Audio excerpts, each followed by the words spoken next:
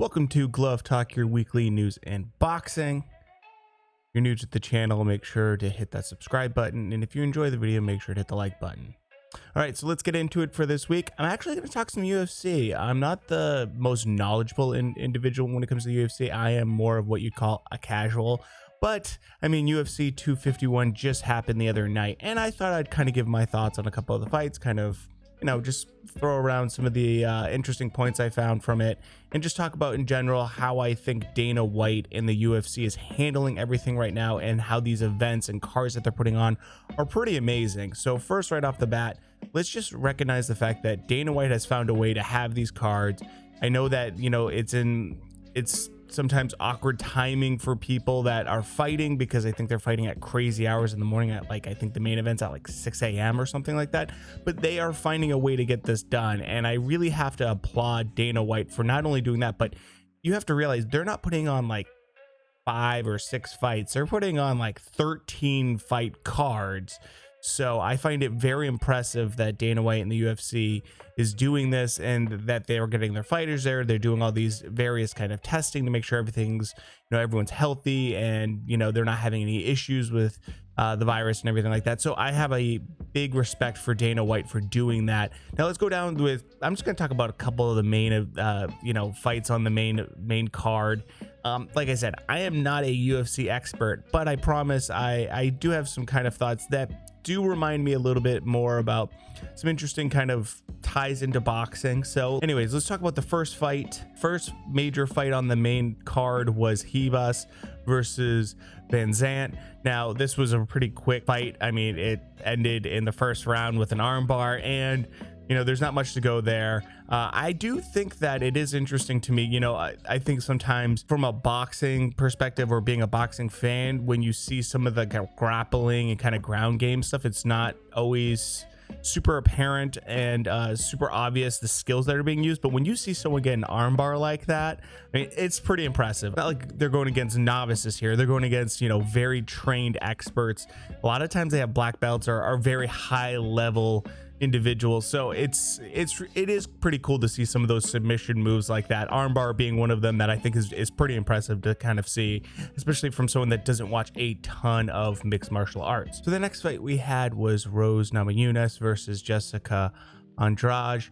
What I found interesting about this fight was that they really just threw down. I did kind of feel bad for Rose a little bit going into this fight, because all they kept on showing was that recap over and over again, her getting slammed on her head like time and time and time again. And so I always am reminded of why the UFC does so well in general as a combat sport. I think because you get moments like that go viral and that are really easy to be shared on different kind of social media platforms, it's easy to see why they have such a strong fan base, and why the UFC has done a great job really reaching out to more casual fans. I mean, anytime you watch one of these cards, something unexpected can happen like that, and that's why people watch the UFC. I mean, not only were there some great knockouts, but there's the occasion where you see something that totally not expecting to have happen.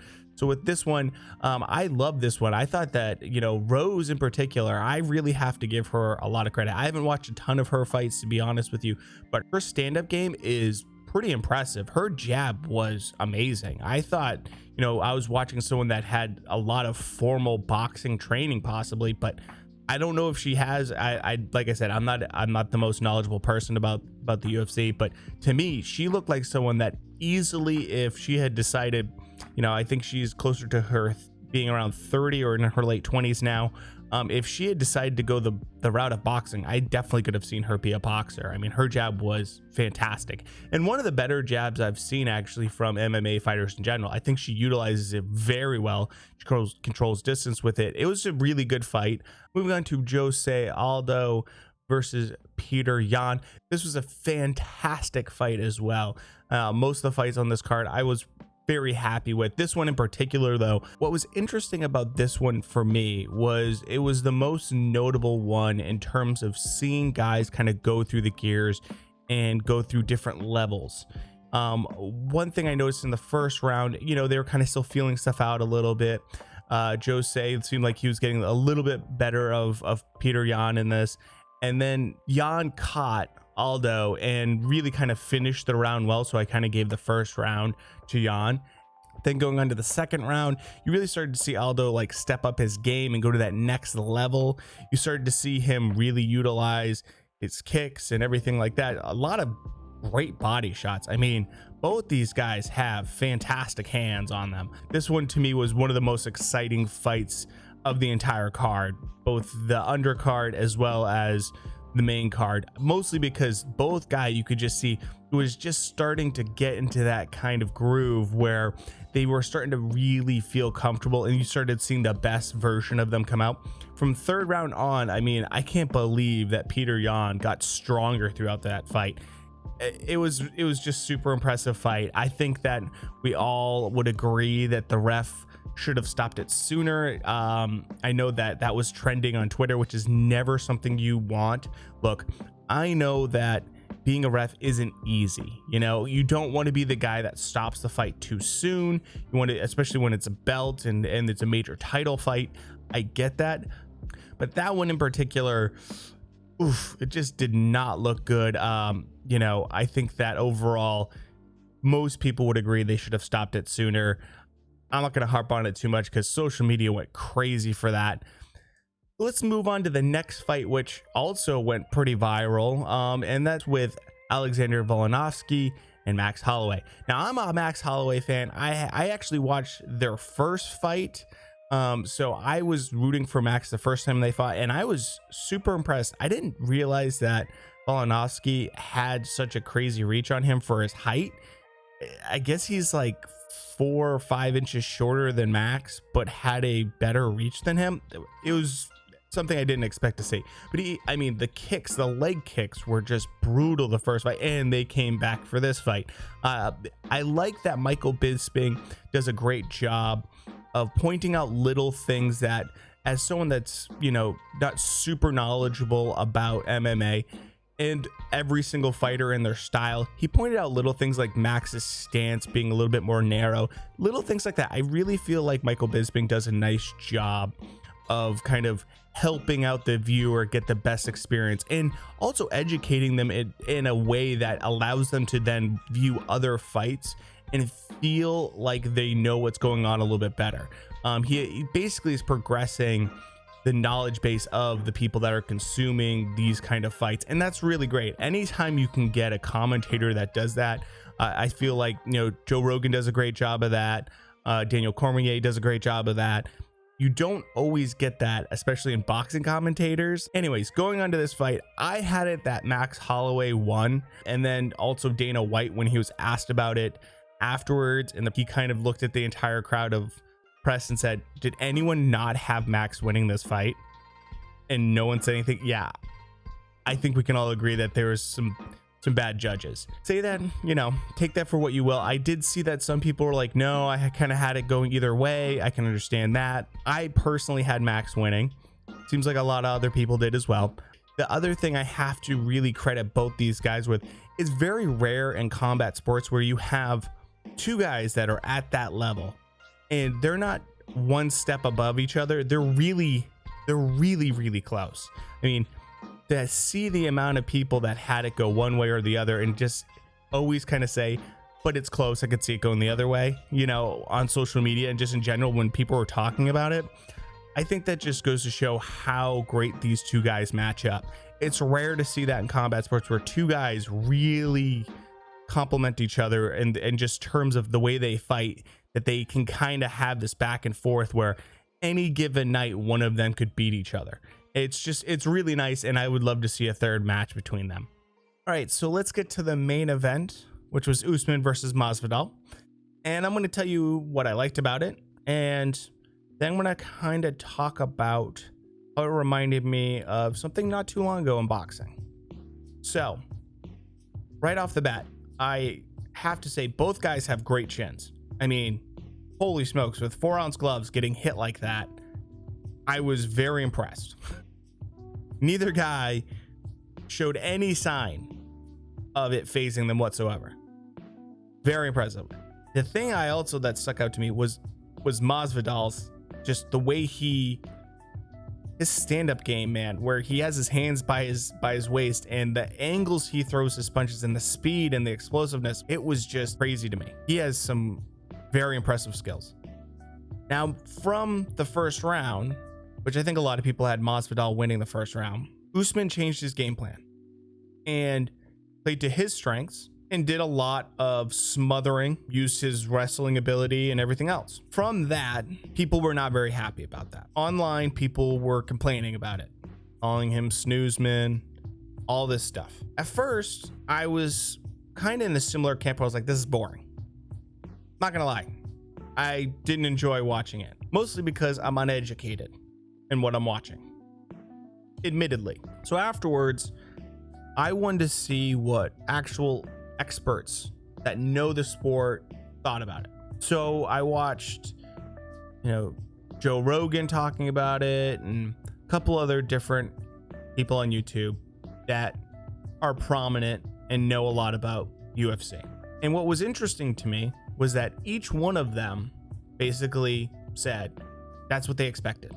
They expected Usman to do exactly what he did. After that, it completely reminded me of what happened, 8 months ago with Andy Ruiz and Anthony Joshua rematch. And I'm going to talk about this and talk about combat sports and winning and all this. So I'm going to go on a little bit of a rant here, but it very much reminded me of exactly when that happened. So when AJ and Ruiz were going to have the rematch, I made a video. And if you want to ever see my old boxing videos, they're all on BitChute. But this is a video. It's poor quality, but I'm going to show it to you. It's me making a prediction for the AJ Ruiz fight.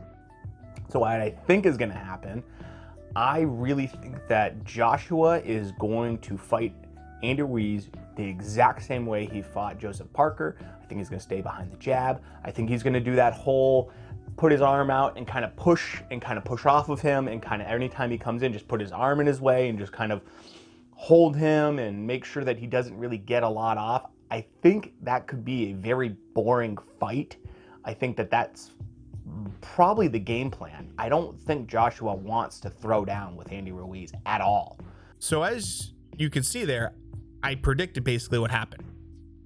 And that's not because I'm some know-it-all hardcore fan.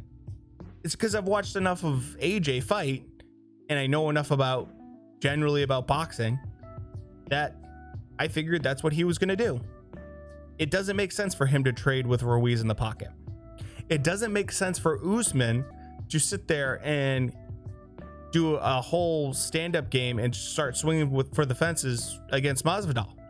That's what I learned the more I kind of watch experts break down this fight. What doesn't help when that stuff happens is stuff like Andy Ruiz talking about partying for 6 months, gaining 20 pounds, and looking terrible for the fight, and not really, I would say, putting his best foot forward. It doesn't help also Usman that Masvidal, takes the fight on 6 days notice. It's not like Masvidal was sitting on a couch, by the way. This dude was training, but to the casual person, they don't know that. They don't know that these guys are constantly training. He brought in like elite wrestlers, I found out, and all this stuff like that. It's not like Masvidal was totally unprepared. Although you could say, Andy Ruiz was not prepared. But that's why both guys, both Usman and AJ, don't get the credit for the win in the casual fans' eyes, because they're supposed to win, right? And when they do it in a way that isn't in a knockout fashion, emphatic, highlight reel fashion, the casual fans like, well, what the hell? Us as boxing fans or MMA fans, instead of getting mad at the casuals, as we call them, and are so negative towards them, instead of doing that, what we should say is, hey, you should watch this YouTube channel that talks about it and breaks it down. Hey, you should watch this next fight that's happening in a month or so, like that. You might like that better. make recommendations for different fighters. So we really do need the casuals, and we should encourage them to stick with the sport and watch more of it, because EA is not going to make a video game about our sport if it's not going to sell the casuals. You know, we're not going to have Fight Island. We're not going to have some of these big fights going on unless there's money to be made. And casuals really help with that. So if you know someone that saw this Usman fight and got really upset about it, encourage them to maybe watch the Stipe Cormier fight, the trilogy they're going to have in August. Fight them over if you can. Or just say, hey, like, you should check this out, and encourage them to watch it, because that fight should be probably pretty amazing. Same way I did when, you know, after the AJ Ruiz fight, the rematch didn't go the way some people wanted. I encourage people to watch Tyson Fury versus Deontay Wilder rematch. And the people that listened to me that were casual fans were really happy they did, because it was a good fight. So with that, I want to say congratulations to Usman for the win. I'm definitely going to tune in for more UFC fights. And if you guys want to talk to me more about this UFC stuff and want me to cover a little bit more about it, I'd be more than happy to. Like I said, I'm not the best resource for it, but I am on social media, usually talking about this stuff, usually on Twitter, Parlay, talking about it while it's going on. And it's usually fun to hear what different people's perspectives are on it. So with that said, thank you for stopping by. This is my first time doing a UFC video here on my channel. Normally I purely just stick with boxing, but this was kind of a fun, it was a major event. I had a lot of fun watching these fights. I didn't want to do every single fight because this video would be like an hour long. I just sticked with the main card because I had a lot of opinion about, especially the Masvidal and Usman fight. As you saw, that was kind of like the bulk of this video. So because of that, I didn't want to, you know, weigh it down with every little fight and nuance and everything. But thank you for stopping by. If you have any opinions about certain fights, or if you saw things a little bit different, let me know down in the comments below. You know, if you're new to the channel, hopefully you like this video, so you hit the like button, subscribe if you want some more boxing content, occasionally maybe some UFC content. I'll talk to you next week. Bye.